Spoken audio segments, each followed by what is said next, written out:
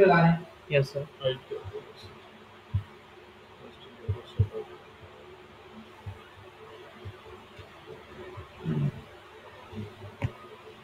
तो 12 अब एजेक्स क्या चीज़ है जी? जिस तरह से मैंने आपको छोटी सी एग्जांपल दी थी कि आप अपने पेज को रीलोड किए बगैर किसी कंटेंट को रिफ्रेश करें। ठीक है, जो सबसे पहले मेरे ख्याल से जो एजेक्स का इंप्लीमेंट किया वो गूगल ने की थी अपने पास। जो आप वहाँ पे सर्चिंग स्टार्ट करते हैं तो नीचे सजेशन आना स्टार्ट हो जाती है। लाइक आप कुछ भी लिख रहे होते हैं, आप लिखते हैं हाउ टू करके लिखते हैं तो साथ ही आज डिफरेंट सजेशन आ जाते हैं, like how to implement HTML tag या कुछ भी, मतलब जो भी एक इस तरह के सजेशन आना स्टार्ट होते हैं। तो पेज पर रीलोड नहीं हो रहा था, लेकिन नीचे डिफरेंट ऑप्शंस आ रहे होते हैं। एक वो एक इम्प्लीमेंटेशन थी जो एजेक्स, शायद मुझे कंफर्म नहीं, शायद मेरा ख्याल है कि एजेक्स सबसे पहले शायद गूगल ने इम्प्लीमेंट की थी, लेकिन उसके बाद उसका ज़ाहिर मैकेनिज्म वो बहुत बड़ी चीज़ है, उसका mechanism time to time update होता चला गया और वो चीज़ आगे चलती गई और उसमें टाइम टू टाइम काफ़ी चेंजेस भी आई। बहरहाल Ajax is the art of exchanging data. Data exchange हो रहा है ना, आप कोई ना कोई इनपुट देते हैं, उसके इन रिस्पॉन्स कुछ रिजल्ट आता है, ऐसे ही हो रहा होता है। अब जैसे उस दिन भी हमने देखा था तो मैंने कैटेगरीज के अगेंस्ट सब कैटेगरीज लोड करवाई थी, तो एक इनपुट क्या पास की कैटेगरी, उसके अगेंस्ट क्या डेटा आया, सब कैटेगरीज, ऐसे ही होता है। तो एक्सचेंजिंग इंफॉर्मेशन है, आप एक्सचेंज करते हैं information without reloading the whole page. अब इस पे आप रीलोड नहीं कर रहे पूरा का पूरा पेज, आप क्या कर रहे हैं, रिफ्रेश जरूर कर रहे हैं कंटेंट को स्पेसिफिक एरिया के अंदर। उससे ये इफेक्ट नहीं आता कि पूरा का पूरा पेज रीलोड होना क्या होता है कि आप पूरा ये पेज रीलोड कर दें। अब ये पेज रीलोड हुआ है पूरा का पूरा, ठीक है, लेकिन अब जैसे यहाँ पर मैं क्लिक करूंगा तो ये देखें ये स्पेसिफिक एरिया रिफ्रेश हुआ है, पूरा पेज रीलोड नहीं हुआ आपका। तो ये जो क्लिक करना था ये आपका एजेक्स कॉल पीछे गई होगी, ठीक है। तो ये इसके फुल फॉर्म अगर हम देखें तो वो बनती है एसिंक्रोनस जावास्क्रिप्ट एंड एक्सएमएल। ठीक है, ये कोई बला चीज नहीं, आसान सी चीज है और एक टेक्निक का बेसिकली नेम है। कोई नई लैंग्वेज नहीं है, कोई और चीज नहीं है। करेंगे काम आप जेएस में, जेक्यूरी में, बस एक टेक्निक है सिंपल, आप ये माइंड में रखिए। ठीक है, in short Ajax is about loading data in the background and display it on the web page without reloading the whole page. पूरा का पूरा पेज रीलोड नहीं करना, स्पेसिफिक एरिया के अंदर जाके आपने कंटेंट को रिफ्रेश कर देना है। ठीक है, एग्जांपल क्या है, जैसे Gmail, Google map, YouTube, Facebook tab. अब जीमेल पे आप किस तरह कोई सोच सकते हैं कि एजेक्स चल रही है, एग्जांपल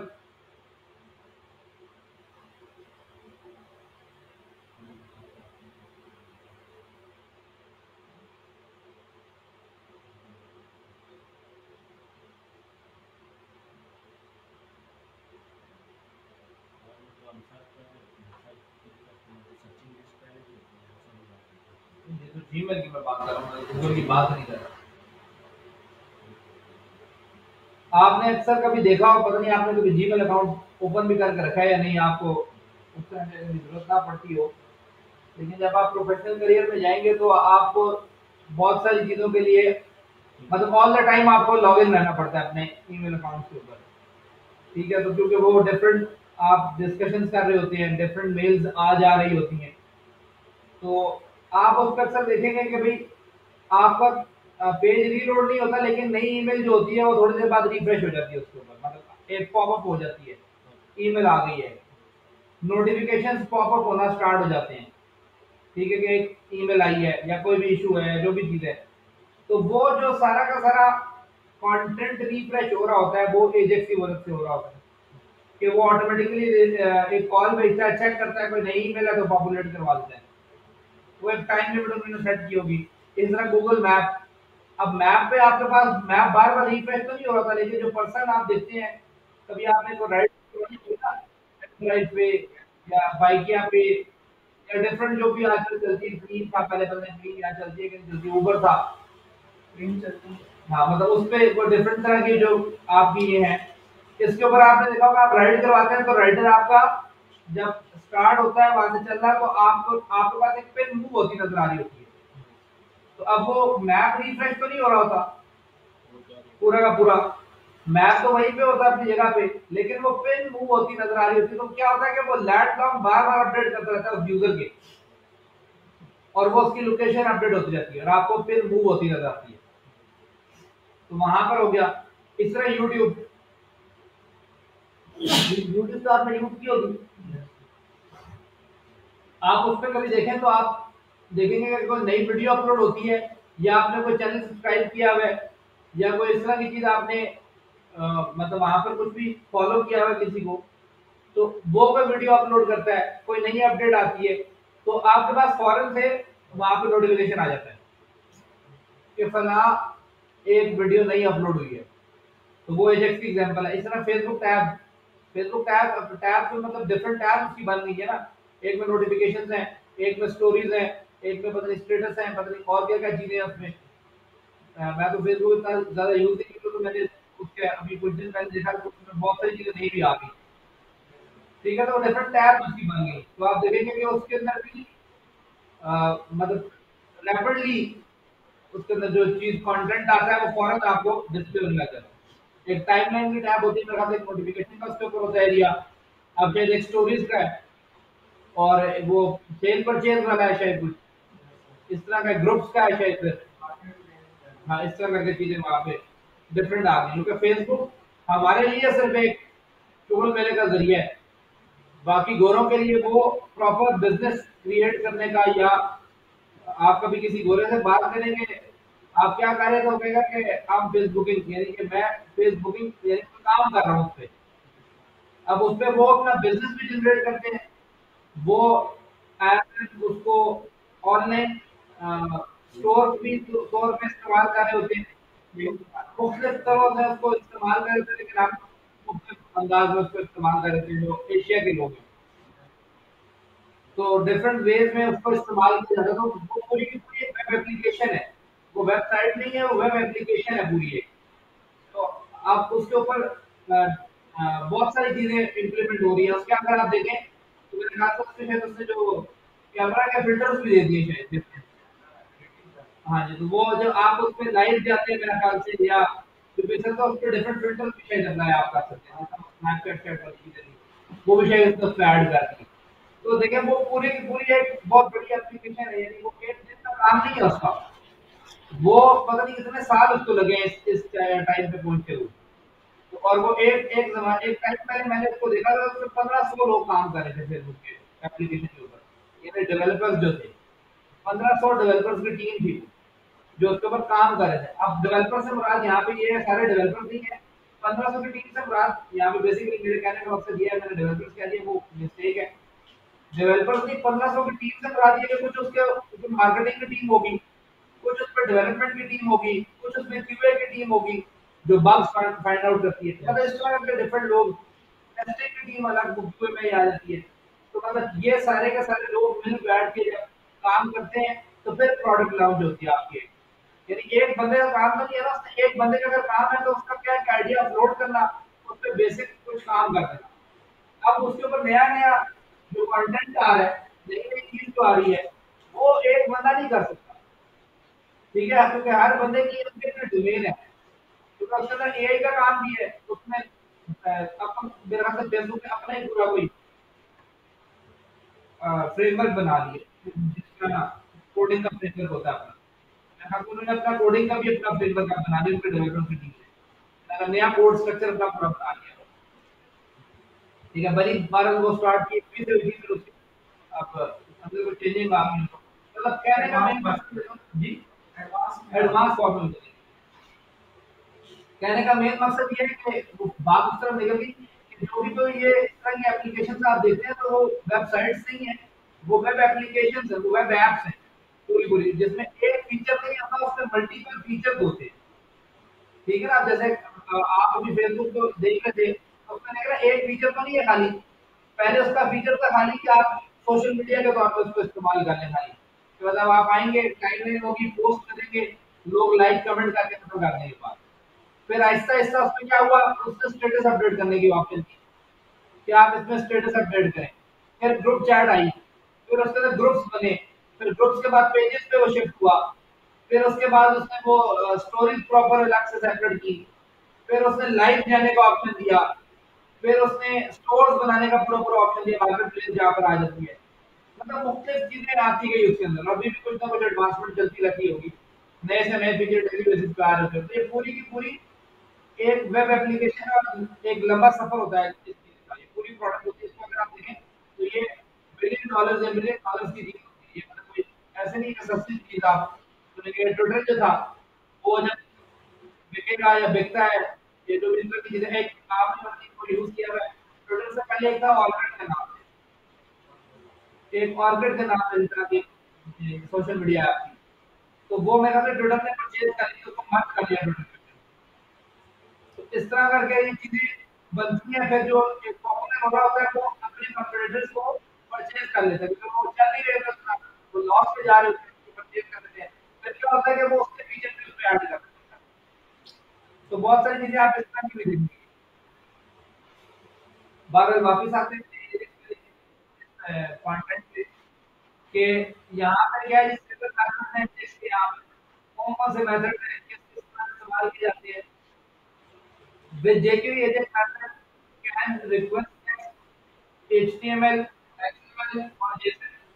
अब टेक्स्ट पे चले समझ आती है, नॉर्मल ये टेक्स्ट है, ये सारा टेक्स्ट लिखा हुआ है। यानी उसने क्या किया कि हम एक चीज के जरिए क्या चीज रिक्वेस्ट पास नहीं है, टेक्स्ट भी हो, जैसे मुझे टेक्स्ट नहीं है, मुझे टेक्स्ट आ सकता है। दूसरी चीज उसने क्या की, यानी मुझे पूरे पूरे टैग मिल सकते हैं इन रिस्पांस। ठीक है, मेरी रिक्वेस्ट में मुझे रिस्पांस में HTML मिल सकता है, फिर आगे XML। XML एक और लैंग्वेज है, ठीक है, जो एपीआई होती है, ये थर्ड पार्टी, जब आप कनेक्टिविटी करते हैं, यानी अब आप जिस तरह कंसीडर कर लें मोबाइल ऐप और कोई बनाते हैं तो उसके साथ कोई इस तरह का कनेक्शन हो, पेमेंट एपीआई इंटीग्रेट करें, ऐप के साथ भी करें, तो उसमें अक्सर रिस्पांस आपको या तो जेसन या एक्सएमएल में आ रहा होता है। ठीक है, एक्सएमएल भी एचटीएमएल की तरह की एक चीज है। ठीक है जी, तो आप उसमें बस क्या करते हैं कि उसमें अपनी मर्जी के टैग्स क्रिएट करते हैं। ठीक है, यूजर डिफाइंड टैग होता है। ठीक है, ये आइए बार बार डिटेल है, उसमें जाएंगे किसी इस तरह जेसन आ जाती है।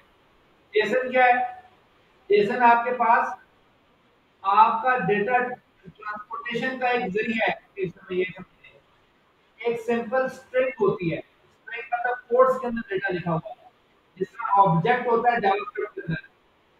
सिमिलर अंदर कंटेंट वैसे ही होता है कि अगली बार से की वैल्यू पेयर, डिफरेंट कीज और उसकी वैल्यूज होती हैं आगे, जेसन फॉर्मेट जो होता है।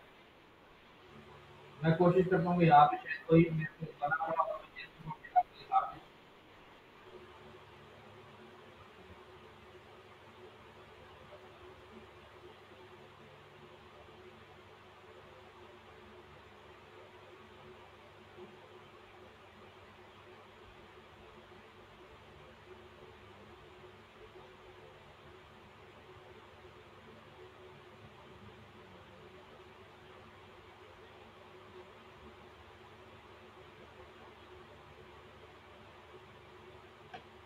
ये बेसिकली एक जेसन का फॉर्मेट होता है।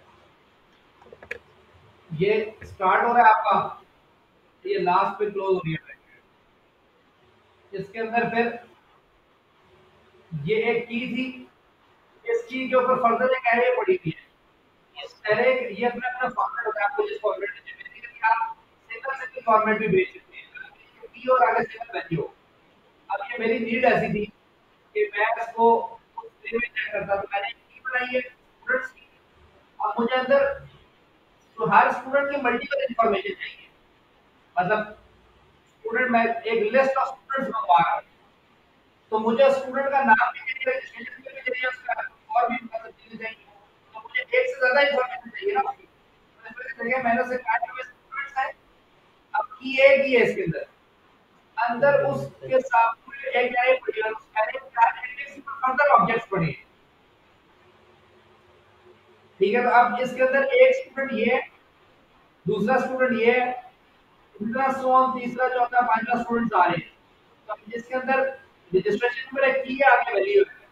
ये आप चाहें तो आप सिंगल सिंगल भी बना सकते हैं, यानी आप इतना पार्ट भी रख सकते थे वहां, लेकिन वो नीड के ऊपर होता है हमारी, क्या हमारा क्या क्या काम है, हम उस पैटर्न के ऊपर लेके चलते हैं उस चीज को। और भी मैं भी शायद कोई मिलता है तो मैं आपको भी दिखाता हूँ आपको।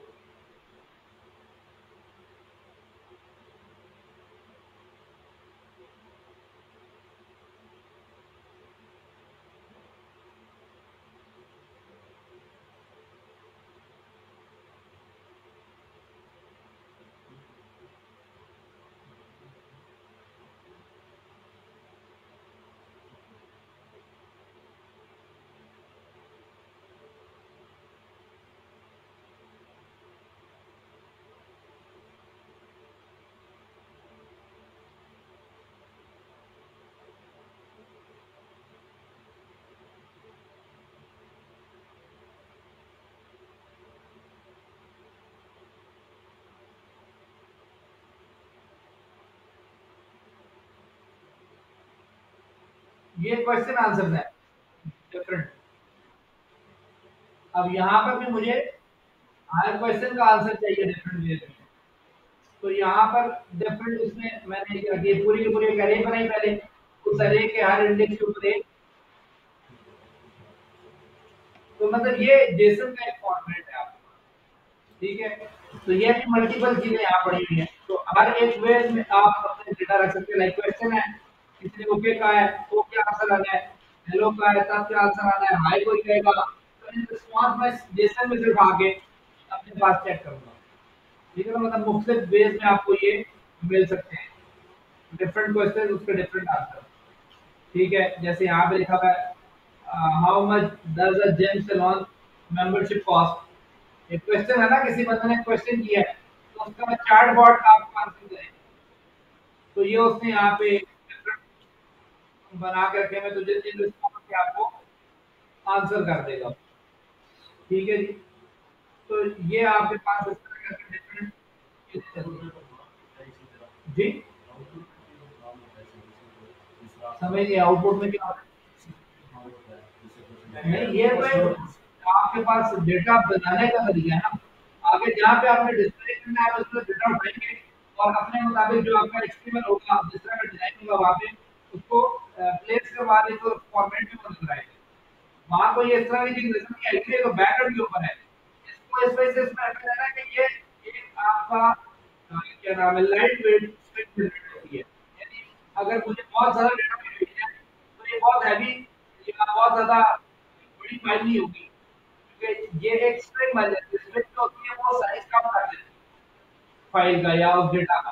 अगर फॉर एग्जांपल 1 जीबी का टोटल ओवरऑल डेटा था, आपको एक में मिली तो उससे वो हाफ हो जाए या उससे भी कम हो जाए, तो वो साइज इसका रिड्यूस हो जाता है। तो डेटा ट्रांसपोर्टेशन के लिए मैं इसको इस्तेमाल किया जाता है। ठीक है जी, तो यानी ये कंप्रेस कर देता है उस चीज को, इसकी ये बात है। इसको आप अपने पास जिस भी लैंग्वेज में यूज, और ये लैंग्वेज इंडिपेंडेंट होता है, जैसे यानी जावास्क्रिप्ट में भी चलता है, पीएचपी में भी चलेगा, पाइथन में मतलब किसी भी लैंग्वेज में इसको आप यूज कर सकते हैं। ये लैंग्वेज इंडिपेंडेंट जेसन जो है, फिर इसको डीकोड किया जाता है। ये कोड करते हैं पहले आप जेसन में, और जिस लैंग्वेज में आप इसको रिसीव करते हैं उसको वापस डीकोड करते हैं, क्योंकि देखा है एरे है, ये पूरी एक एरे है। ठीक है, जब आप इसको डीकोड करेंगे तो वापस इस फॉर्मेट में देख रहेंगे, एरे फॉर्मेट जाएगा ये किस तरह, इनकोड होके जेसन में। यानी इसमें अभी ये बना कि वो यहाँ पर आकर के तो पहले सब कोड्स लग जाते हैं जब आप इसको भेजते हैं। ठीक है, तो ये कोड्स किस में चला जाएगा, वापस जहाँ पे आप इसको गेट करेंगे तो डीकोड करेंगे, वापस इस फॉर्मेट में कन्वर्ट होगा। फिर आप इसको, अगर आपको एरे का कॉन्सेप्ट याद हो तो फिर आप इसको समझ सकते हैं कि ये कैसे कि जीरो इंडेक्स पे जब आप पहुंचे हैं, अंदर फर्दर एक ऑब्जेक्ट पड़ा हुआ है, तो zero of ID, zero of question, zero of answer, ये चीज आपको मिलेगी। फिर जब जाएंगे तो वन आ गया, तो one of ID, one of question. तो ये इस तरह करके आप इसको, अब मुझे नहीं पता अब आपको डेवलपमेंट की एरे याद है या नहीं याद, तो उसमें किस तरह आपने कोई वर्किंग की है या नहीं की, तो ये चीजें आपको पता होगी तो आप फिर उस पे डाल सकते हैं। तो बहरहाल from a remote server using both HTTP and GET and POST request। लेकिन आप ये तमाम चीजें रिक्वेस्ट कर सकते हैं HTTP के मेथड जो GET है या POST के जरिए। अब GET POST मेथड आपने जावा में पढ़े थे।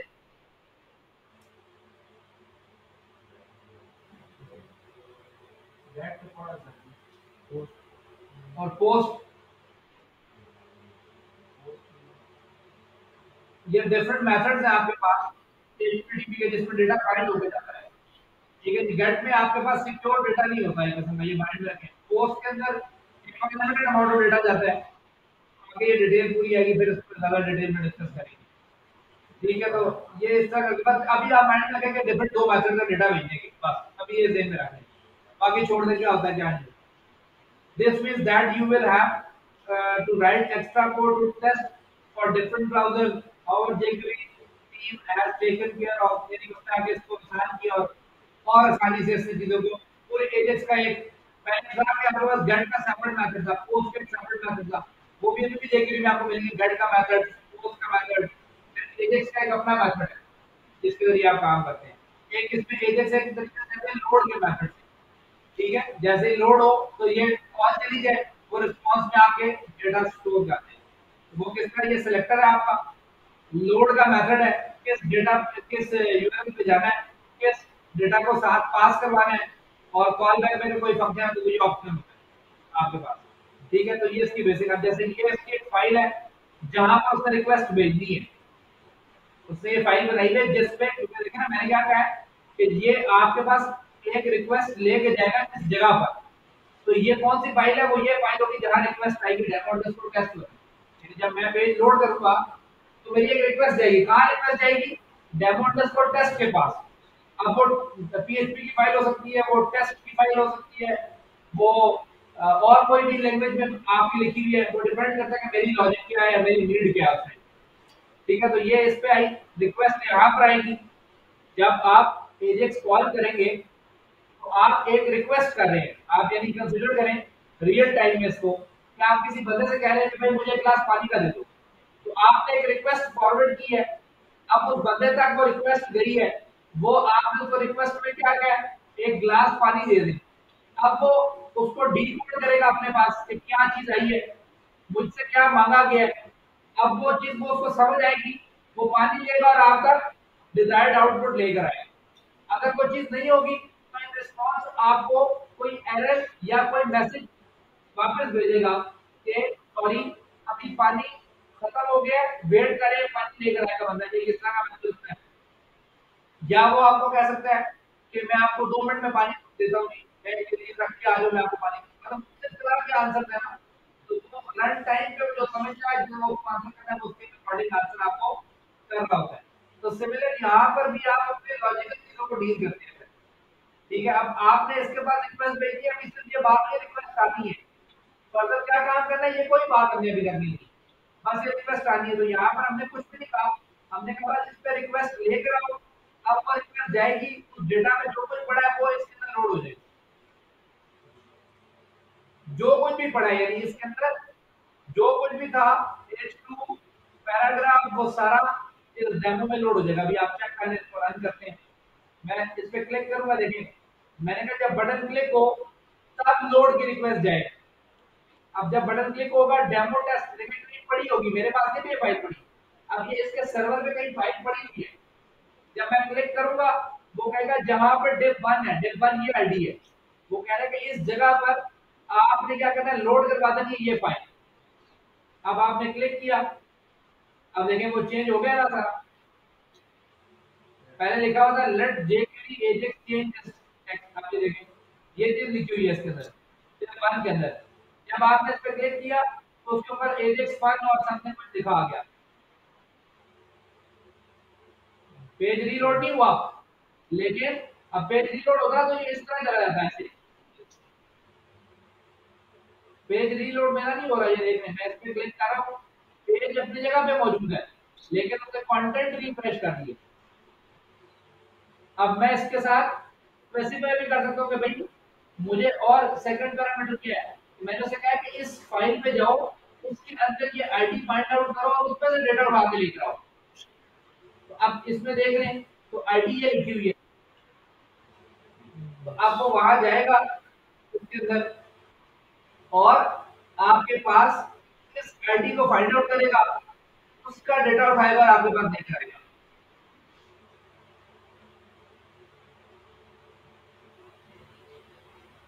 सारा डेटा तो नहीं लाया ना अब आपके पास क्या चीज आई है, ये वाली चीज आई है सर, पूरा का पूरा रिस्पॉन्स नहीं आया। अब क्योंकि आपने स्पेसिफाई कर दिया था कि इस फाइल पे तो जाना है, लेकिन सिर्फ उस फाइल में से इसका डेटा उठाना है। बात समझ आ गई? ऑप्शनल फिर उसके बाद कह रहे हैं कॉल बैक फंक्शन के पैरामीटर में जो यानी सक्सेस होने पर यानी रिस्पांस आ गया, उसके बाद आप कोई काम करवाना चाहें तो फिर वो जैसे ये कोई कॉल बैक कोई है हाइड हो जाए, तो जो हमने डिस्कस किया था कि आपका कोई मैसेज आ जाए उस टाइम पे फंक्शन हो, तो ये उसके डिफरेंट पैरामीटर बोलते हैं कॉल बैक फंक्शन के, रिस्पांस टेक्स्ट, स्टेटस टेक्स्ट और एक्सएचआर यानी कि एक्सएमएल एचटीटीपी रिक्वेस्ट है। तो यहाँ पे देखें कि जब आपने क्लिक किया इस फाइल को गया और आपने कॉल बैक,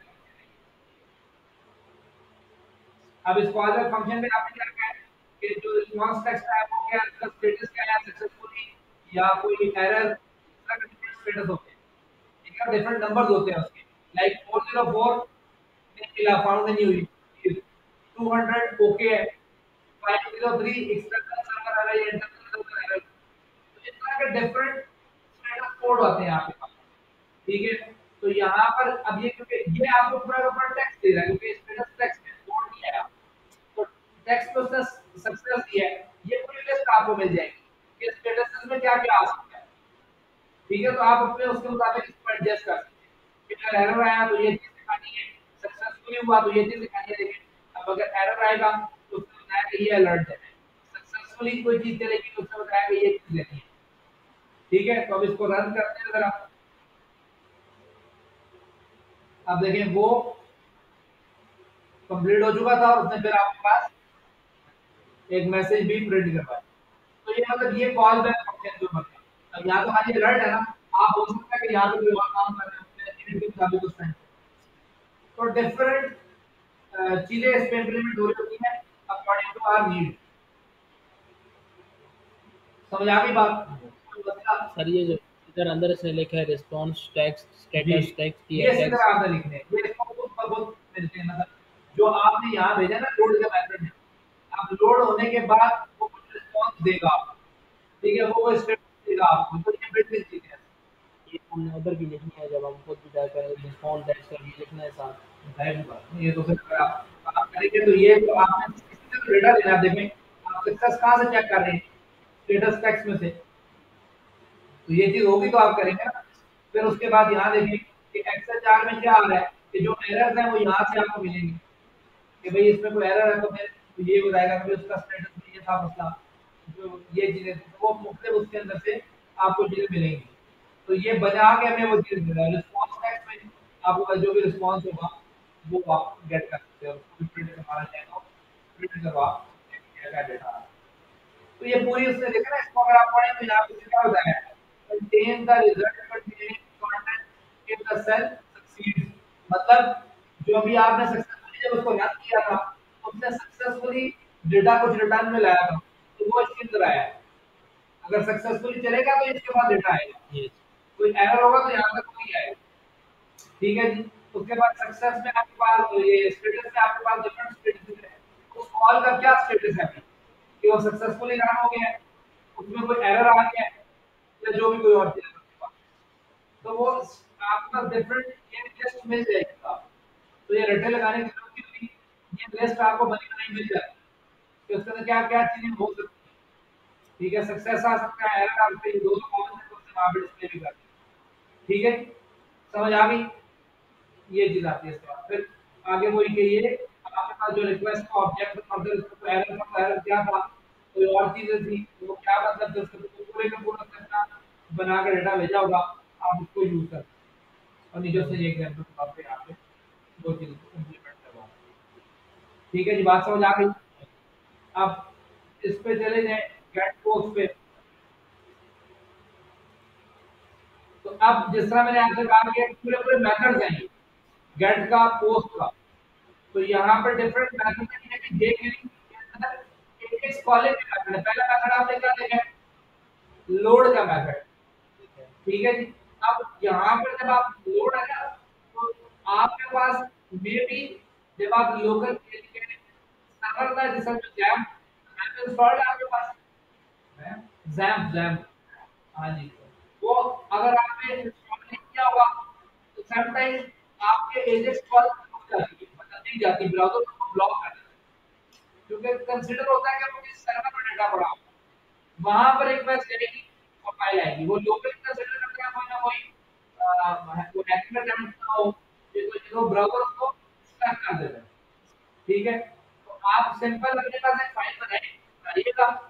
अभी इसके बाद में भी आपको ये रिमाइंडर कर दूंगा, नेट को अगर आप एक फाइल बनाते हैं आप सिंपल सी जिस तरह से बनाई और उसको नॉर्मल एडिट करके देखते हैं, सम टाइम पे वो चल जाती है, सम टाइम पे वो ब्लॉक कर देती है कुछ browser।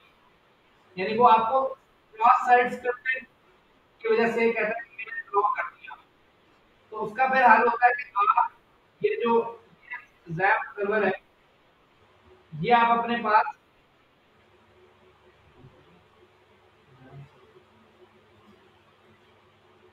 ये सर आपने इंस्टॉल कर दिया है, ये मैं आपको लिंक बता दूंगा, वहां से आप इसको डाउनलोड कर सकते हैं।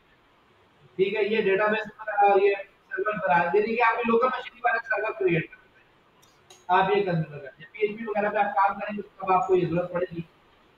तो फिर हम इसके अंदर जाके डेटा रखते हैं, वहां से एजेक्स कॉल वगैरह चला लेते हैं, फिर वो नॉर्मली सही चल जाता है। ठीक है, तो मसला फिर वो नहीं क्लियर। तो बहरहाल वापस भी आते हैं इसमें गेट और पोस्ट के एक मेथड भी आपने एजेक्स का देखा क्या है, लोड का मेथड। लोड में आप फाइल के पास रिक्वेस्ट भेजते हैं और फिर आप डेटा आगे यूज कर लेते हैं, जो भी आता है। आप गेट एंड पोस्ट आपके यूज करते हैं। ठीक है, ये रिक्वेस्ट करते हैं डेटा को from the server with an HTTP get and post. आप get request data from specified source, तो ये submit data to process to a specified resource.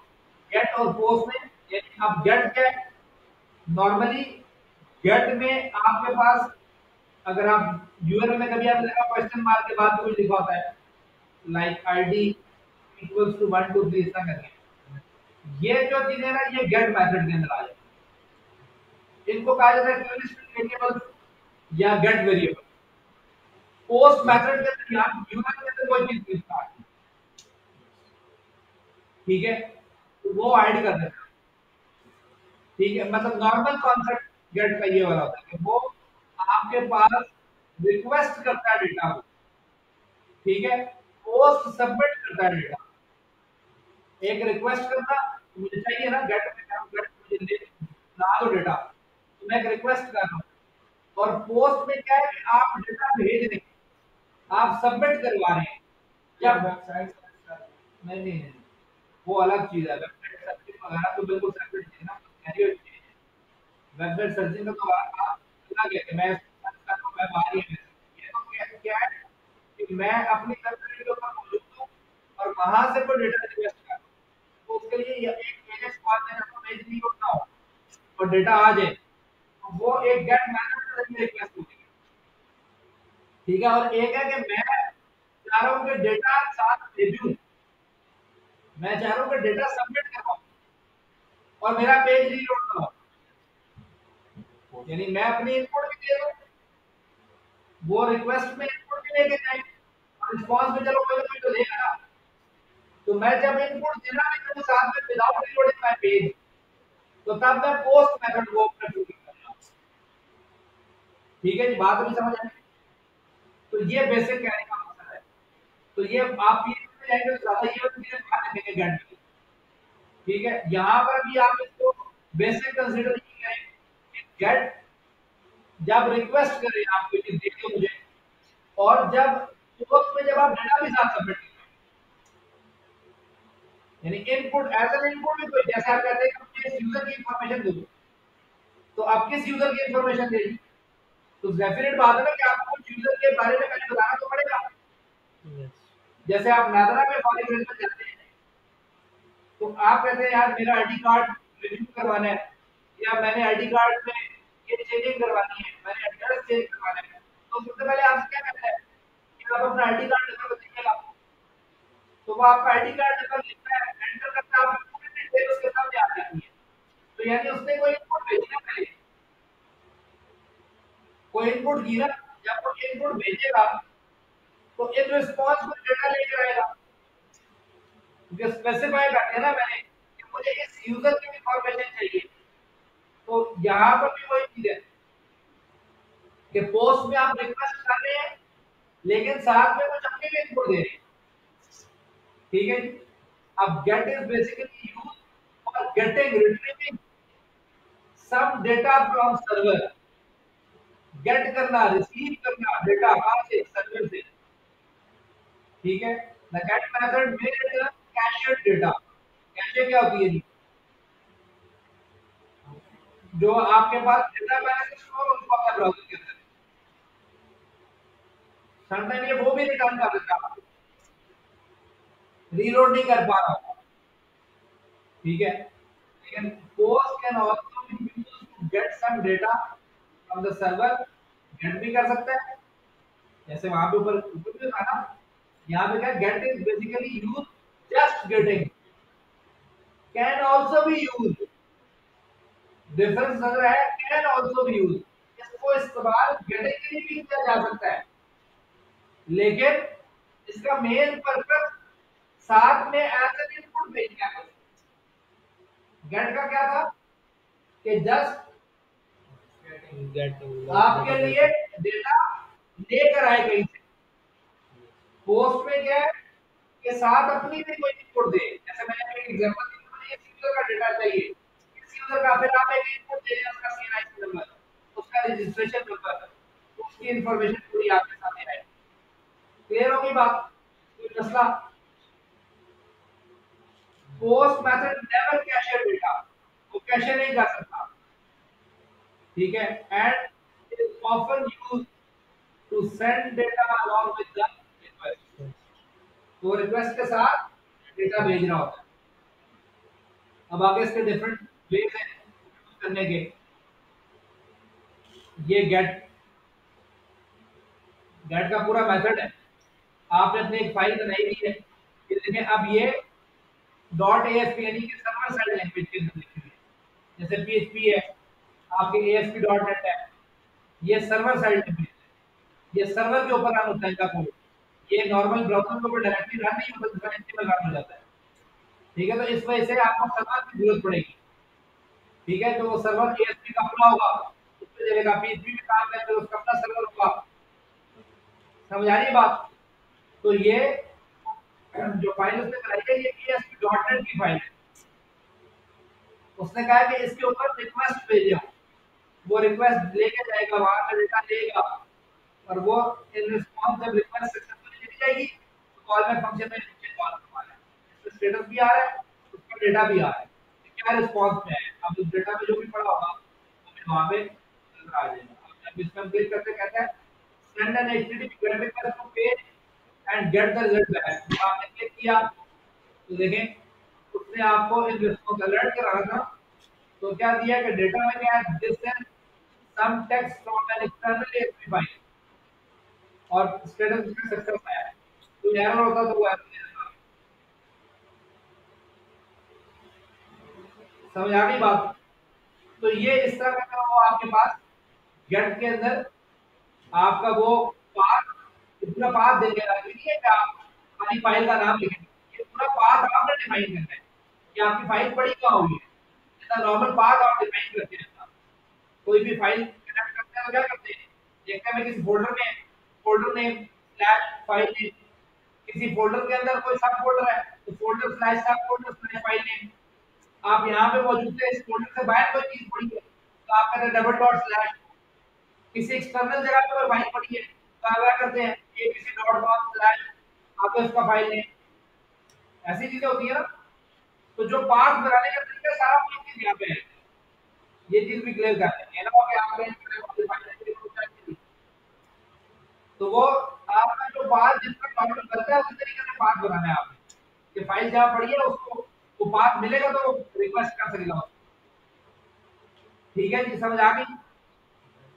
तो ये अब नीचे को डिफाइन कर फर्स्ट पैरामीटर गेट में क्या है जी, the URL we wish to request.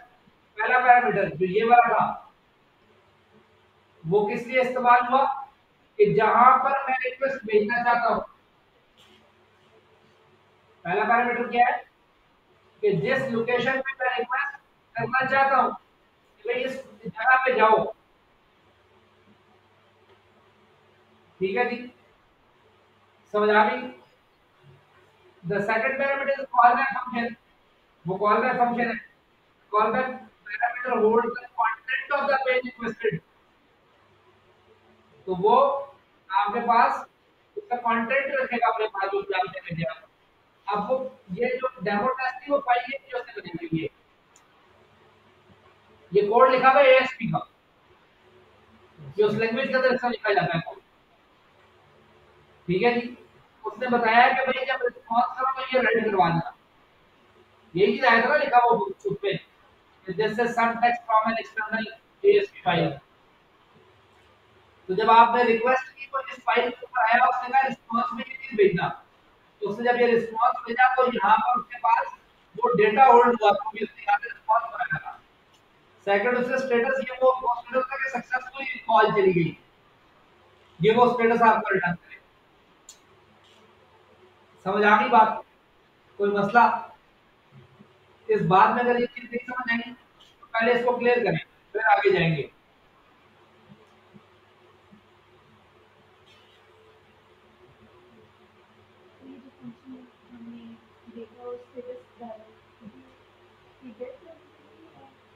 जो आप यहाँ पर रिक्वेस्ट दे रहे हैं डेमो के ऊपर, अब डेमो में कुछ ना कुछ तो आप रिटर्न करवाएंगे, वो कोई डेटा आएगा।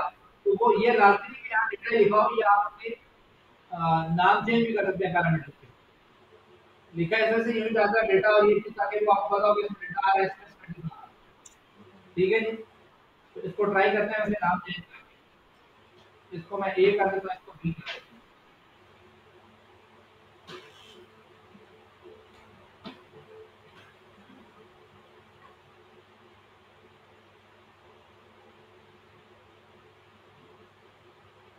तो मसला कोई नहीं होगा। तो वो आपकी मर्जी की बात क्लियर कर दें कि यहाँ पर आपकी मर्जी के नाम है। बस आपको पता होगा कि पहले में डेटा आएगा दूसरे में कैसे रहेगा। ठीक है जी, एक बात क्लियर हो गई। अब तो ये चीज थी ये होल्ड करेगी कि इसके रिस्पांस में क्या किया ये वो डेटा होल्ड करेगी।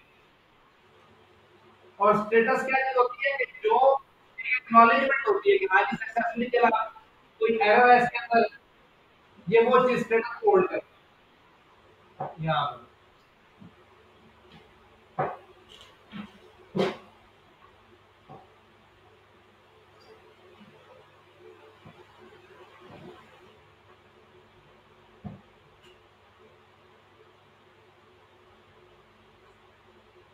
क्लियर होगी बात? कोई इसमें मसला? पोस्ट मेथड पे आए तो पोस्ट मेथड से वैसे ही है। अब यहाँ देखें कि आप कुछ डेटा भेज रहे हैं, बाकी तो डॉलर पोस्ट ही खाली दिख रहा है ना। ऊपर देखें गेट था डायरेक्ट फाइल का नेम था, उसमें आगे क्या किया है पोस्ट है, फाइल नेम है, और फिर उसके बाद सेकंड पैरामीटर है, फिर थर्ड पैरामीटर कोई कॉल है।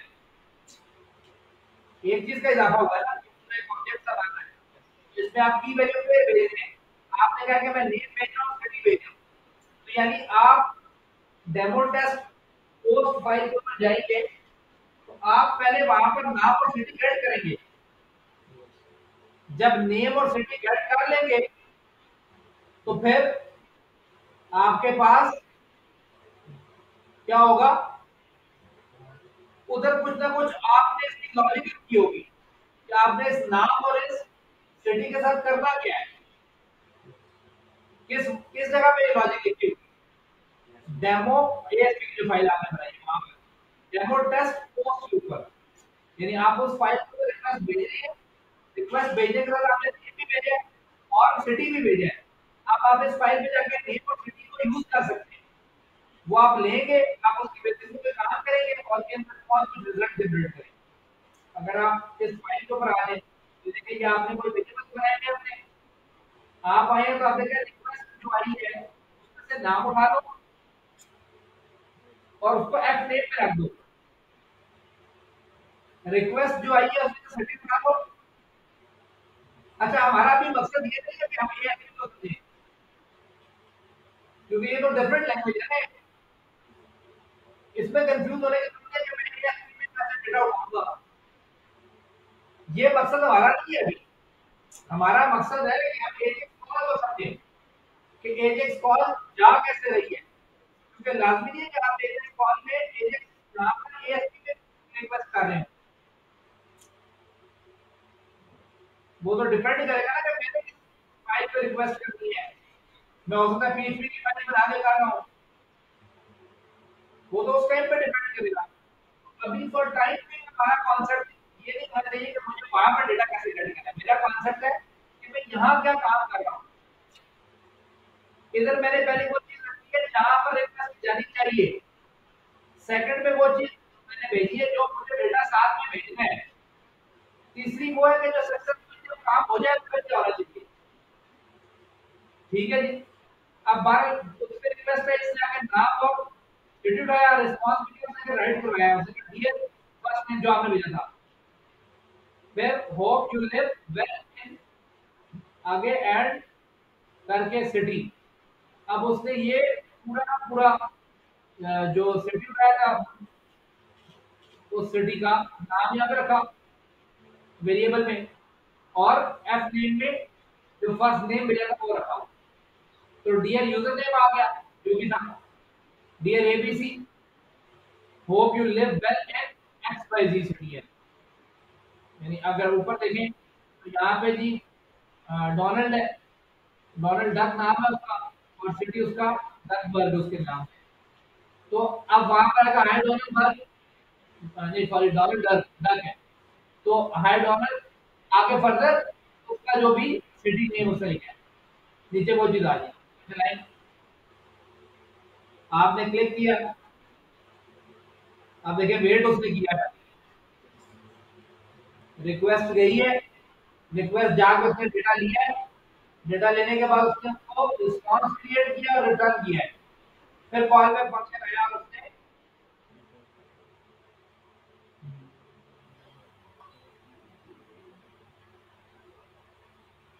अब यहाँ से चेंज करके नहीं करते कोई।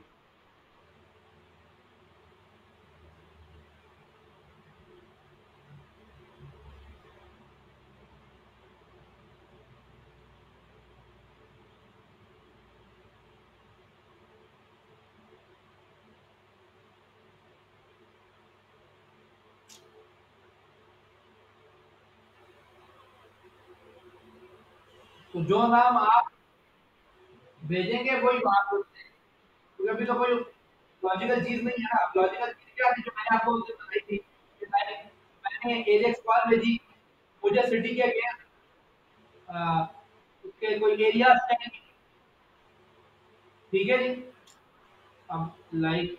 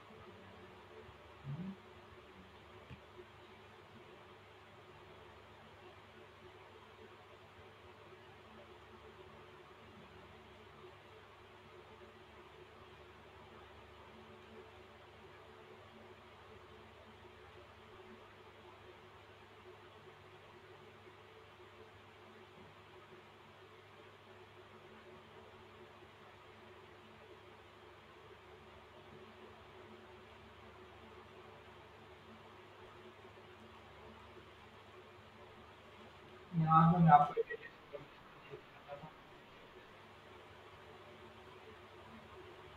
मुझे पासवर्ड याद नहीं है,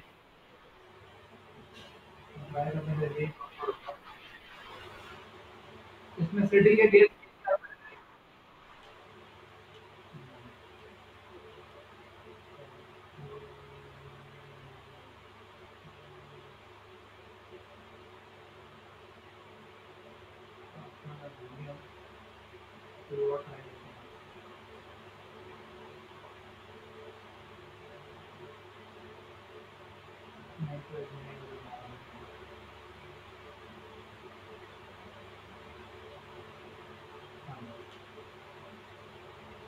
अब यहाँ पे मैं इसमें जो वो ऑन रहने के लिए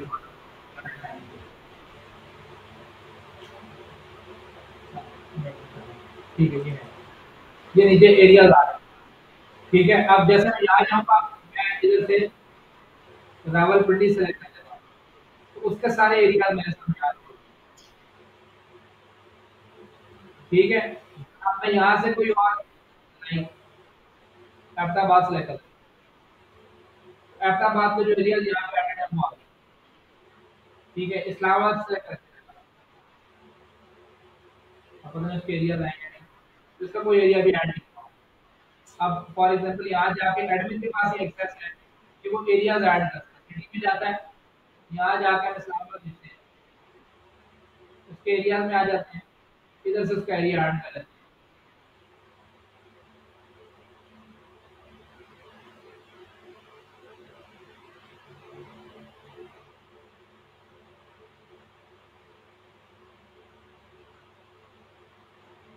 ये फॉर एग्जांपल दो एरिया ऐड अब मैं पेज रीलोड भी नहीं करता ठीक है पहले कोई और सिटी सेलेक्ट करते हैं अब इस्लामाबाद सेलेक्ट करते हैं तो मैंने तो पेज रीलोड भी नहीं किया तो ऑटो रिक्वेस्ट जाती है उसकी बेसिस पे यहाँ पर जो भी एरिया आपने डाले होंगे वो इधर ऐड हो जाएंगे ठीक है अब ये आइए मुझे वन में देखते हैं आइए का मुझे वन रिकॉर्ड करना है वन एलिमेंट है गाइस मैंने वन लिख दिया और तो मुझे आई लिखना है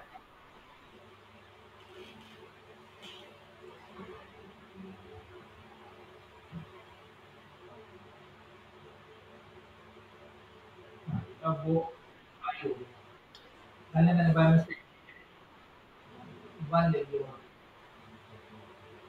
तो ये इस तरह करके आपको कॉल आ गई और उसने यहाँ पर डेटा डिस्प्ले कर दिया जो भी चीज़ें आपके पास है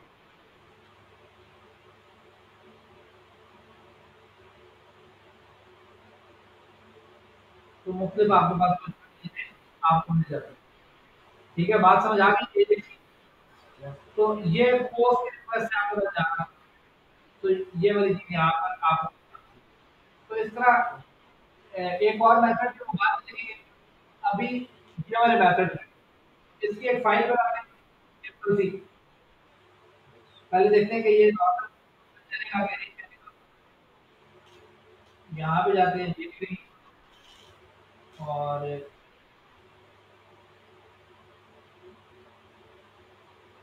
तो बल्कि ये शायद फाइल इसी दफा किया जी सॉरी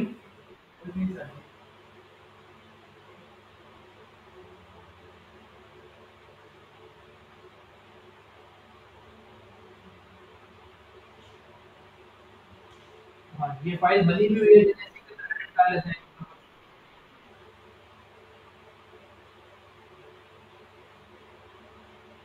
पहले चेक करते हैं हाँ, जो मैं बात आपसे कर रहा हूँ वो आपको इस तरह का एरर दे देगा ठीक है यानी जब आपने उस पर क्लिक किया आप लोकल से मशीन पे थे लोकल मशीन पे अक्सर वो इस तरह के क्रॉस साइड स्क्रिप्ट एरर दे देगा कि आगे मूव नहीं कर सकता हालांकि इसके ऊपर रिक्वेस्ट जा रही है ये डेमो एजेक्स के ऊपर ठीक है dot T x demo Ajax भी यहाँ पर ये डेमो एजेक्स अब इसके ऊपर कोई चीज नहीं पड़ी है यहाँ पर कुछ लिख लेते हैं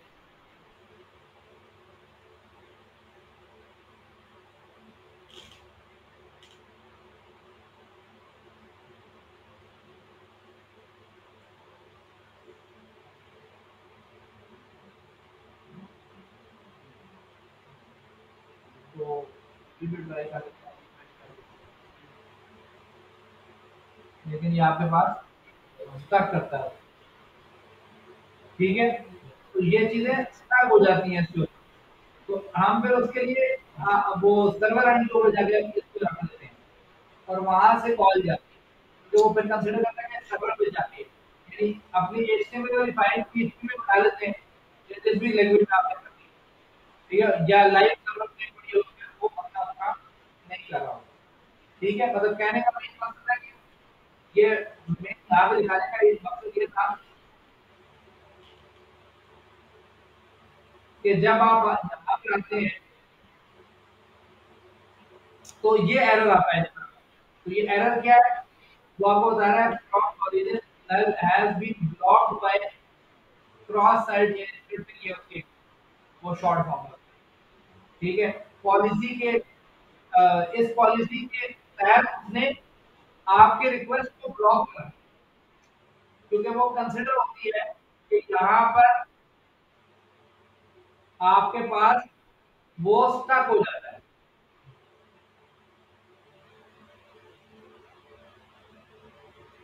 ठीक है जी, बात समझ आ गई? जब आप कॉल भेजते हैं लोकल मशीन से, तो वो कंसिडर करता है कि क्योंकि आपने देखा खुद तो फाइल ओपन नहीं की, आप तो एक रिक्वेस्ट भेज रहे हैं कोड के जरिए, कोड के जरिए ब्राउज़र कंसिडर करता है कि कोई हैकिंग अटैक हो सकती है, कोई वायरस आ सकता है, कोई और चीज़ हो सकती है, तो वो उसको इस वजह से रिस्ट्रिक्ट कर देता है कि नहीं आप एक्सटेंशन भेजते हैं आपको, आप क्रोम पे करके एक्सटेंशन कर लें, जिस तरह नॉर्मल आप ब्लॉक की एक्सटेंशन करते हैं, और इसमें क्रॉस साइट की भी एक्सटेंशन मिल जाती है, तो वो ऑन कर देंगे तो वो ब्लॉकिंग नहीं करता आपका, वो जाने देता है आगे। ठीक है, अभी क्योंकि यहाँ पे नहीं है ना, बाय डिफॉल्ट इसको स्टक कर देगा। बात समझ आ गई? इसी तरह देखिए लोड का लगाया हुआ ये राजनीतिक आपके के ऊपर है, आप ये लोड पे भी चला सकते हैं, ठीक है ना, लोड भी तो है, ये तो बटन क्लिक पे था।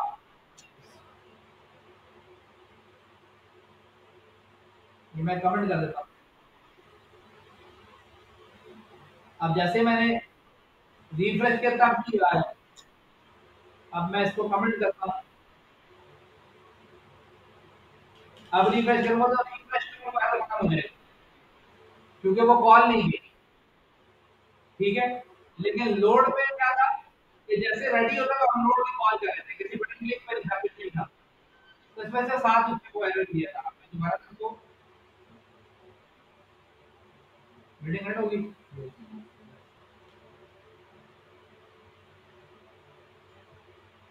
तो अब ये देखें मैंने दोबारा से ये कोड कमेंट कर दिया और रेडी के अंदर डायरेक्टली लोड कर काम करना चाहेंगे, लोड कर दो। अब जब मैं इस पे जाऊंगा तो देखें साथ ही एरर आ रहा है। क्यों? क्योंकि मैंने यहाँ पे क्या लिखा हुआ है, जैसे ही रेडी हो जाए डॉक्यूमेंट तो आपने रिक्वेस्ट भेज देनी।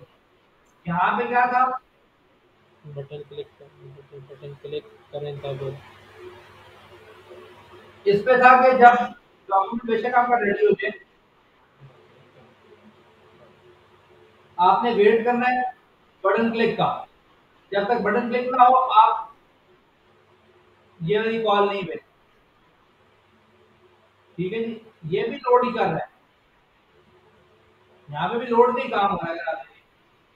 ठीक है, और ये कह रहा है कि भाई जब तक आप उसको क्या नाम है क्लिक नहीं करवाते बटन को, यहाँ पे आप नहीं चल सकते। ठीक है, और यहाँ पर ऊपर मैंने जस्ट वो समझाने के लिए कि आप without any call back function वो भी कॉल ये भी लोड करवा सकते हैं, और विद कॉल बैक फंक्शन भी करना चाहे तो भी कॉलिंग करवा सकते हैं, तो कोई ऐसा उसमें मसला नहीं आता। अब उसमें कैसे करते हैं जो क्या नाम है सर्वर एंड के ऊपर, वो बताता हूँ आपको।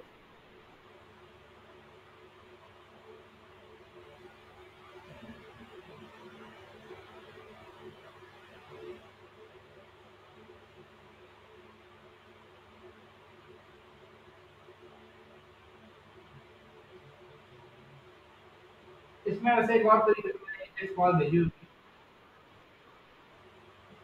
वो गेट पोस्ट का जरिए नहीं, ये डायरेक्ट एजेक्स के साथ एक जेकेडी का ये भी मेथड है एजेक्स का। ठीक है, यानी एक का गेट है ना, एक लोड है, एक पोस्ट है, एक आप गेट रखते हैं उसके अंदर टाइप डिफाइन करते हैं कि गेट के जरिए यानी ये रिक्वेस्ट है पोस्ट करते हैं।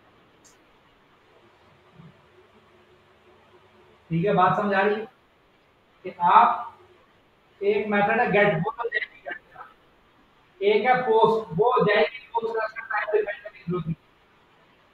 ठीक है, एक है एजेक्स जेनेरिक मेथड, उसके अंदर आप जाके यहाँ पे टाइप करा सकते हैं कि भाई इसमें डेटा जो लेके जाना है वो जेसन में जाना है, वो एक्सएमएल में जाना है, वो गेट के साथ जाना है, वो पोस्ट में जाना है। ये वो सारी चीजें आप यहाँ पर उसको डिफाइन करवा सकते हैं।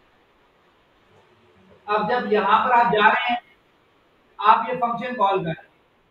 अब ये फंक्शन कहाँ से कॉल हो रहा है? ये फंक्शन देखें ऑन चेंज पे कॉल हो रहा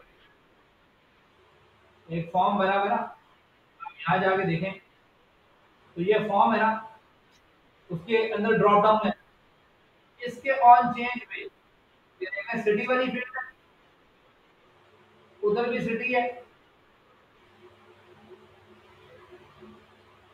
सिटी है ना। आप कह रहे हैं जब सिटी पे आप आए तो आप जब उसमें से कोई वैल्यू चेंज करें, कोई सिलेक्शन चेंज करें, ऑन चेंज आप क्या करें जी, एक फंक्शन कॉल करें। कौन सा फंक्शन? Gate city area. ये जो हाईलाइट मैंने किया हुआ है फंक्शन का नाम है, ये फंक्शन बना हुआ है। फंक्शन आपने पढ़े हैं जावास्क्रिप्ट में, तो ये जावास्क्रिप्ट का एक फंक्शन बनाया हुआ है। तो ये गेट सिटी एरिया का फंक्शन कॉल होगा, ये वो फंक्शन बना हुआ है। ये ऊपर छोड़ दें, ये कॉलिंग है, ये मेरे PHP का कोड है, तो इसको छोड़ दें किसी तरीके से और मैं कॉल कर रहा हूं। ये फंक्शन कॉल हो रहा है और चेंज पे, जैसे ही चेंज करूंगा कोई और सिटी सिलेक्ट करूंगा, आप देखते हैं नए वैल्यू आ जाती है और चेंज पे हर चेंज के ऊपर फंक्शन दोबारा कॉल होता है। तो उसने कहा जैसे ही कॉल करूं तो फिर सिटी आईडी गेट करनी,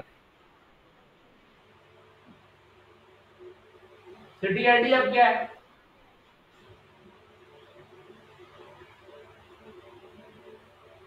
ये सिटी आईडी उसको आईडी दी हुई है।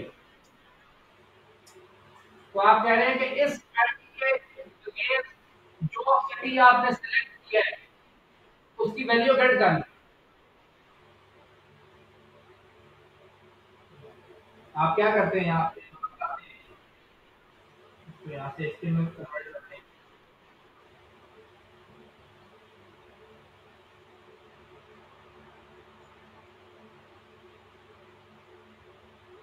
यहाँ पे जो फॉर्म बनाते हैं यहाँ पे कंसिडर करें, आप प्रॉब्लम बनाते हैं, सिलेक्ट कर सकते हैं, क्वालिटी देते हैं, फिर नाम असाइन करते हैं, ऐसे ही है ना। यस जो वेरिएबल आप बना रहे होते हैं ये इसलिए लिखते हैं ना, कि फिल्टर लिखते हैं, आईडी लिखते हैं, नेम अपनी मर्जी का कोई भी दे देगा, कोई सा फिल्टर दे दिया, फिर आप इसके अंदर ऑप्शंस बनाते हैं,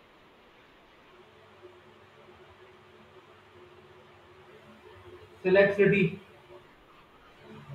और इसके अंदर आप वैल्यू क्योंकि सिलेक्शन हो गई, ड्रॉप डाउन की, रेडियो बटन्स की, चेक बॉक्सेस की, वहां आप टाइप नहीं कर सकते, वहां आप सिलेक्ट करते हैं तो वैल्यू मेरे पास होती है, पता नहीं आपको ये पता है,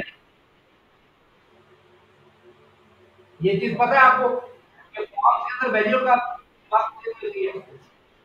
जब आप रेडियो बटन बनाते हैं क्या सिलेक्शन कर रहे होते हैं, तो सिलेक्शन के टाइम पे आपको वैल्यू आप टाइप नहीं कर रहे होते, आपको ताकि आपको वैल्यू आपने कौन सा सिलेक्ट हुआ वैल्यू, कौन सा ऑप्शन सिलेक्ट किया आपने, तो यहाँ पर आपने ये सिलेक्ट कर रहे हैं सिटी को इसमें आपने छोड़ दिया, फॉर एग्जांपल और ऑप्शन आप कहते हैं रावलपिंडी, इधर आपने कोई उसकी वैल्यू रखी होगी, फॉर एग्जांपल RWP, इससे आपको पता चलेगा अच्छा रावलपिंडी सिलेक्ट किया, या जो भी आपने वैल्यू रखी हुई है, वो डिपेंड करता है कि आप किस फॉर्मेट में लिखे जा रहे हैं। डेटाबेस से अगर आएगी तो फिर जाहिर सी बात है कि इसमें RWP की होगा, उसको नॉर्मली होगा आपके पास 0.12345 कोई प्राइमरी की होगी किसी डेटाबेस टेबल में से आ रहा होगा, ठीक है जी। इसी तरह के ऑप्शंस बनते जाएंगे आपके बहुत सारे, तो जो सेलेक्ट करेंगे उसकी वैल्यू यहाँ पर आ जाएगी, फॉर एग्जांपल मैंने जैसे यहाँ पर हुआ है,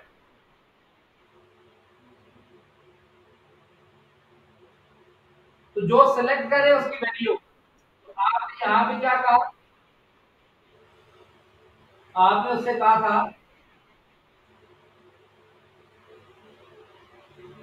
कि जब फंक्शन कॉल हो सबसे पहले उसकी वैल्यू गेट करो, तो वैल्यू में आपको क्या मिलेगा, या तो आरडब्ल्यूबी या एचएचआर या आईएसएल या एफएसडी कुछ भी, मतलब या 1 2 3 4 5 कुछ भी वैल्यू आ रही है वो आपको मिलेगी, वो गेट की आपने कहा इसको इसमें रख दो,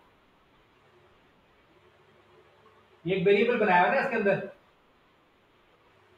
ये चीज तो आपने उस दिन पढ़ी है ना कि भाई आप किस तरह फॉर्म से डेटा उठाते हैं, अभी जब हम स्टार्ट में देखते हैं इनर एचटीएमएल वगैरह वेरिएबल यहाँ पर वैल्यू कब लेते हैं, टेक्स्ट कब लेते हैं, इनर एचटीएमएल कब लेते हैं, तो जब मैंने आपसे कहा था फॉर्म के अंदर आप काम करेंगे तो आप वैल्यू के साथ काम करेंगे, तो आपने वैल्यू उठाई उसकी रीड की और उसको इसमें रख दिया, एजेक्स कॉल रेडी की, आपने कहा इस यूआरएल पे जाना है, अब मैं ये यूआरएल भी ओपन कर लेता हूँ,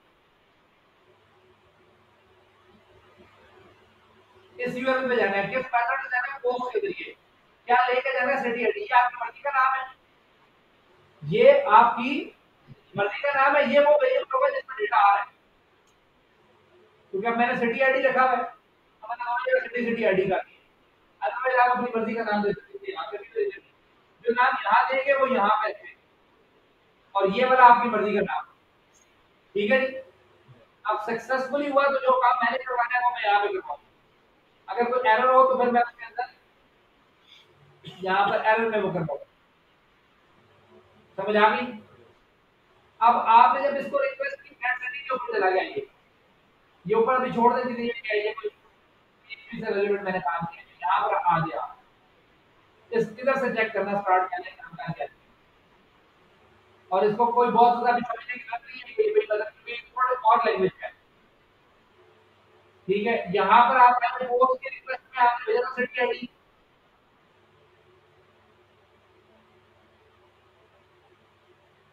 सिटी आईडी आई थी, आपने कोई चीज गेट की, आपने चेक किया कि सिटी आईडी आ रहा है या नहीं आ रहा, कंडीशन लगी हुई है ना कि इफ, आप नॉर्मल कंडीशन तो समझ सकते हैं ना, कोड क्या लिखा है उसको छोड़ दें, if else same such same होती है ना, आप कह रहे हैं कि इफ सिटी आईडी को आप में छोड़ दें, इफ सिटी आईडी, अगर सिटी आईडी आ रही है तो इट मींस क्या आपका डेटा आपको मिल रहा है, तो आप कह रहे हैं कि इस पे आ जाओ सिटी आईडी को हटाओ, जो सिटी आईडी आपको मिली है अपने तो दूसरी लैंग्वेज के अंदर वेरिएबल बनाया, जिस तरह यहाँ पर आपने वेरिएबल के अंदर डेटा स्टोर किया था, आप इस जगह पीएचपी के अंदर डेटा स्टोर कर रहे हैं, जो वहां से डेटा भेजे थे, जो आपने इसमें के अंदर तो भेजा था ना आपने डेटा, यहाँ पर ये जो सिटी जिसका आप आ रहे थे उधर भी डेटा स्टोर कर रहे थे, सिटी गेट करके स्टोर कर रहे थे ना, ये नहीं, तो सिमिलर यहाँ पर भी तो वही काम हो गया, आप उसकी वैल्यू गेट कर रहे हैं और उसको स्टोर कर पा रहे हैं वेरिएबल में, अदरवाइज हर जगह ये चीज नहीं होती है, तो आसान कर दिया ना मैंने, इसको शॉर्ट फॉर्म कर दिया, फिर यहाँ पे जाके ये डेटा में तुम्हारा डेटा है, तो सबसे और कहानी है, वो छोड़ दे सारी चीजें, बस ये मैं बताना था कि आपका सिर्फ डेटा गेट करने का मुझे बता कर रहे हैं वो अलग चीज है ना, फिर वो भी आपके समझने की जरूरत नहीं है, क्योंकि वो एक अलग लैंग्वेज का काम है, तो आप कंसीडर करेंगे तो यहाँ पे डेटाबेस क्या है, इसमें क्या लिखी हुई है, दूसरी चीजें क्या है, वो चीज समझाने का मकसद नहीं है, अभी समझाने का मकसद है कि आपने एजेक्स कॉल भेजी है, यस सर, एजेक्स कॉल कहाँ भेजी है, आपने गेट सिटी एरिया नंबर भेजी है, यहाँ पर फिर आपने पोस्ट रिक्वेस्ट भेजी थी, फिर आपने इसको सिटी आईडी भेजी थी, तो आप जब इस पेज के ऊपर आपने चेक किया तो ये सिटी आईडी आ रही है, तो आपकी तो आपने ये रख दिया, तो ये देखिए आप सारा का सारा रिस्पॉन्स क्रिएट कर रहे हैं, वो रिस्पॉन्स जब बन जाएगा तो सक्सेस मैसेज में आ जाएंगे आप, सक्सेस में आए इसको रिस्पॉन्स मिला, यहाँ पे आपकी मर्जी का वेरिएबल नेम होगा, रिस्पॉन्स लिखें डेटा लिखें, चीज लिखें, ये आपकी मर्जी है। आपने फिर इसको कहा कि भाई जहाँ और ये जावास्क्रिप्ट का कोड लिखा क्योंकि उस टाइम पे शायद वो मेरे पास जेकेवी का कोड लागू चल नहीं रहा था जिसे HTML रिप्लेस करते हैं, तो फिर मैंने जावास्क्रिप्ट के साथ ये काम कर दिया। तो यहाँ पर क्या है कि आप क्या करें, डॉक्यूमेंट और गेट एलिमेंट आईडी, अदरवाइज जेकेवी में कैसे करते हैं, अगर मैं जेकेवी की बात करता तो जेकेवी में आप करते हैं hash area ID dot HTML और यहाँ पे रिस्पॉन्स, ये जेकेवी का काम था कि आपने उसको बताया कि भाई मेरी ये आईडी है, उसके एचटीएमएल से अंदर ये चीज रिप्लेस करके जो रिस्पॉन्स है, जेकेवी तो वही काम कर रहे हैं कि document dot gate element ID area ID, इस पेज के अंदर इस डॉक्यूमेंट के अंदर जहां पर आईडी कौन सी यूज हो रही है, एरिया आईडी, तो एरिया आईडी चेक करो कहां पर है, वो मिल गई, मैं उसका का इधर एचटीएमएल उठा लो, वो डालो उसको रिप्लेस कर दो किससे, रिस्पांस से, तो वो ये जावास्क्रिप्ट का कोड था, ऊपर वाला जेक्वेरी का कोड है। अभी मैं क्योंकि जेक्वेरी में जावास्क्रिप्ट का कोड में जब भी चेंज करके पेज रिफ्रेश करना पड़ेगा, मैंने चेंज किया ना, देखिए मैंने ये लाइन कमेंट कर दी, ये लाइन नहीं लिखी है, ठीक है। अब इसको रन करके देखें, अभी वो डेटा उठा रहा है, उसका नहीं उठा रहा है, मे भी कोई मसला हो या कोई मैं मिस्टेक कर रहा हूँ, नहीं तो जल्दी से अंदर कोड करते हुए और चीज देनी हो डिलीवर करनी हो, मुझे आपने अभी ला के इसको चला के उसको तो दो, बाद में देखेंगे कि क्या मसला है, क्योंकि नॉर्मली ज्यादातर क्लाइंट जो होता है वो फर्स्ट गो में तो कोड की तरफ नहीं जाता, वो फर्स्ट गो में चेक करता है कि चीजें चल रही है, फिर अगर उसे कोड चेक करना है तो कोड से वाला कोड देखते हैं कि क्या क्या मसले होते हैं, ठीक है। तो मतलब इस तरह करके आप एजेक्स कॉल भेजते हैं, तो डिफरेंट वे से एजेक्स कॉल भेजते हैं, तो सिंपल बात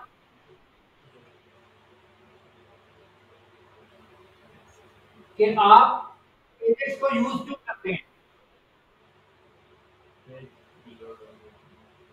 पेज रीलोड की बात नहीं है, आप चाहते हैं कि आपका कंटेंट रिफ्रेश हो लेकिन पेज रीलोड ना हो,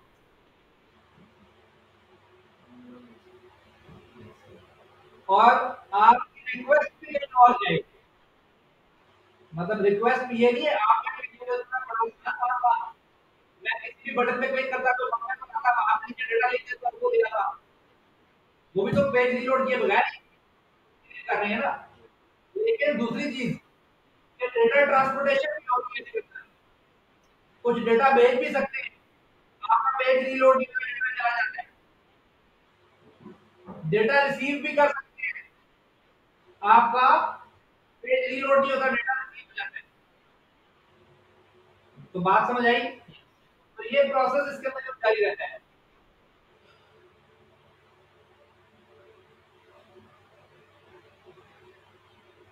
समझ आ गई बात।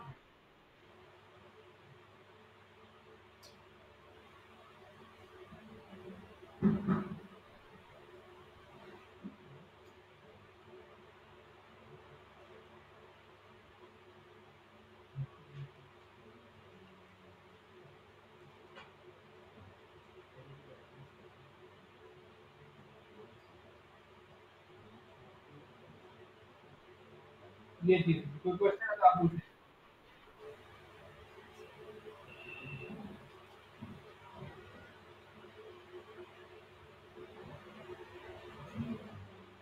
कोई सवाल नहीं, स्क्रीन शेयरिंग ऑफ, अब जो आपने काम किया वो बताइए, जो घर से आपको दिया वो क्या करते हैं।